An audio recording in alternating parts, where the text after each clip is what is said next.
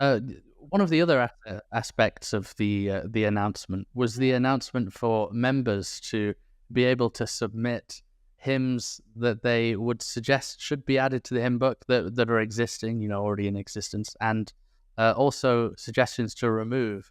And I'd be interested as well to know if members took up that challenge. It sounds almost quite like a fun challenge, uh, invitation, but also how you decided similarly which ones you should remove or add in that were already existing. So we took that survey very seriously. There were 20,000 responses, more or less. And so the question is to what extent did that survey influence downstream decisions, right?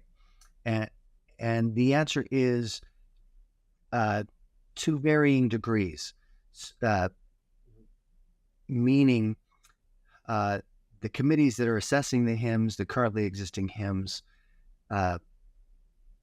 did additional research to find out how much they're sung in different countries, and sometimes in some cases the survey results were confirming to what we found from different countries, and sometimes in some cases the survey results were disconfirming.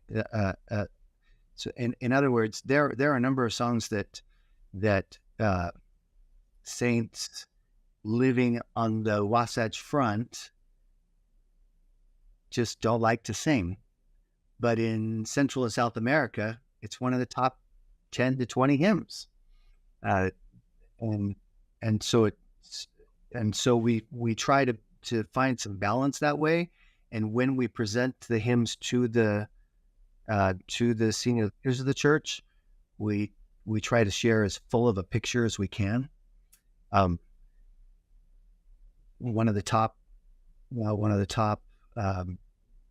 requests for inclusion in the hymn book was "Come Thou Fount of Every Blessing," and actually, since I began working for the church, that is certainly the top request. Why don't we have "Come Thou Fount of Every Blessing"? And in reality, there are more than 500 hymns that the church currently publishes.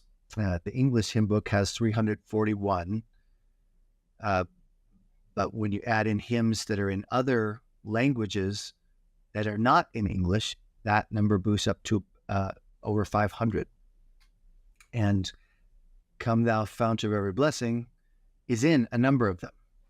So it was excluded from the 1985 hymn book after having been in the 1948 hymn book, but it was included in some other languages. And Michael Moody, who led the committee for the creation of the 1985 hymn book, has been interviewed several times and often asked about that particular thing. And his answer was that, well, when we made the 1985 hymn book, it was pretty clear that congregations were not singing that hymn. And we didn't know that Mac Wilberg was going to write an arrangement that was going to become wildly popular. If we had, we would have kept it in. And really, that is what has happened. And it's become a hymn that we love it when the Tabernacle Choir sings it. And it moves us quite universally. Everybody loves that. So that's one of the fun stories from that survey. "Amazing Grace" was another top one that hasn't been included in our collections. That again comes from your part of the world, and we suspect that one would be a universal favorite as well. Right, I see. Yeah, that must have been interesting to see all the 20,000. I'll say one of them was me. I also contributed to that one, but I can't remember what I put. I think Well, I asked to get rid of "In Our Lovely Deseret" or something like that. One of the that's a good example. For many English speakers, that seems quite Utah centric. but that is one that's in the top most loved hymns in Central and South America. So, so it, and we don't really know why, but it just is. And so those are the kind of things that are trying to be balanced as we try to curate a collection that is the same in every building, in every